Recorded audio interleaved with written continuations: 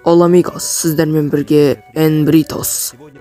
Десең дайы, ассаламағалейкум достар, сіздермен бірге мен NBR-KZ. Қалайсыңдар, жағдайларың жақсы ма? Бәрі керемет па? Керемет болса, бүгін мен сендерге бір видео дайындадым. Кот в сапогах мультфильмін білетін шығарсыңдар, яғни етік киген мысық. Соның екінші сериясы, екінші бөлімі шыққан екен, өте қызықты, көріп таң қалдым. Және де сіздерге арнап видео түсіргім келіп кетті. Обзор, қысқаша кино, қазақша деген сияқты. Короче, түсіндіңіздер деп ойлаймын. Менің арнама жазылып, лайк басып, комментарий жазып, қоңыраушаны басып қоюды ұмытпаңыздар. Сіздер үшін 4-5 секунд, ал мен үшін үлкен мотивация мен көмек болар еді. Маған лайк басып тіркелген адамдардың ата-анасы аман болсын, өмірде үлкен жетістіктері жете берсін. Ал тіркелмегендерге айтатыным, міндетті түрде тіркеліңдер. Себебі бұл видео өте қызықты болайын деп тұр. До конца көріңдер, до конца көрмесеңдер өкінесіңдер. Мен видеомды сақша соза бермей тез бастайын. Ескерте кететін жай, бұл мультфильмнің, яғни бұл видео екі бөлікке бөлінеді. Қазір мен сіздерге спойлер, яғни сюжет түрінде айтып беретін боламын. Арқарай не болған видеоны соңына дейін көріңіздер. Біздің қаһарман етік киген мысықтың 8 өлімінен кейін бірақ өмірі қалады. Ол оны тіпті газет беттерінен де қарап көрді. Содан кейін аяқ асты аңшы қасқыр пайда болды. Аңшы қасқыр өте қорқынышты, көзі қып-қызыл жанатын және мысықтан мықты екен. Бұл дегеніміз мультфильмнің жаңа злодейі немесе қаһарманы болуы мүмкін.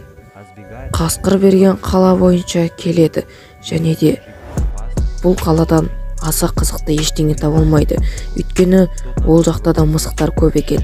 Өзінше бұқаланған біреулер оған тиісіп, күн бермеген соң туған жерден артық ештеңе жоқ екен деп қайтуға бел буады.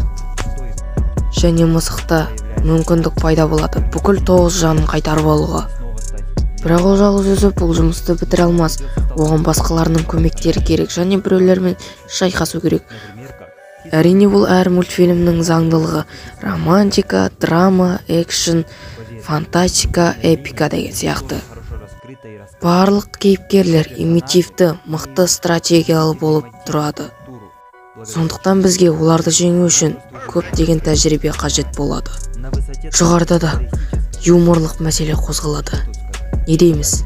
Шректің создательдеріне бір фантастикалық, керемет және өтірік экшн драмаға, өтірік пен ащы шындыққа толы мультфильм болайын деп тұр. Және де бәрі де өкінішті болады.